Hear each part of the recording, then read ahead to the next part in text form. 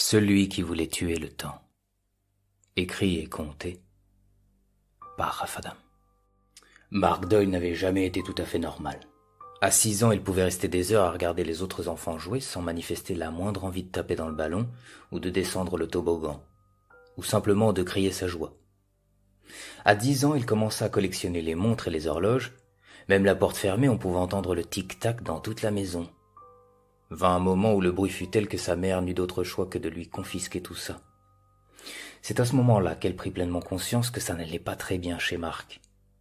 Il revenait de l'école à pied.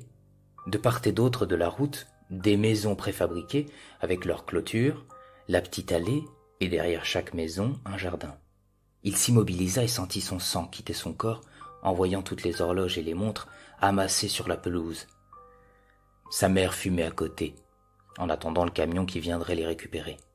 Elle leva la main pour le saluer, mais n'eut pas le courage de lui sourire. « Surtout sois ferme », pensait-elle. « Il va piquer sa crise, mais reste ferme. » Les mains sur les bretelles du cartable, Mark sortit de sa torpeur.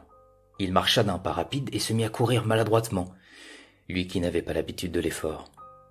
Il trébucha, se releva, puis poussa un hurlement de rage, les yeux larmoyants. « Mark, tu cesses, tu arrêtes immédiatement !» lui dit sa mère tout en jetant un œil de l'autre côté de la rue. Monsieur Hadid, 70 ans, sortait ses poubelles. La mère Doyle détourna la tête pour faire face à son fils, mais à peine eut-elle posé ses yeux sur lui qu'il se jeta sur elle les bras tendus. Il la percuta au niveau des hanches, et la mère tomba en arrière sous l'impact. « Hé !» s'écria monsieur Hadid déjà en train de traverser la rue. Il regarda rapidement à droite pour vérifier qu'aucune voiture n'arrivait, puis traversa aussi vite qu'il put. « Mark ! Arrête !» cria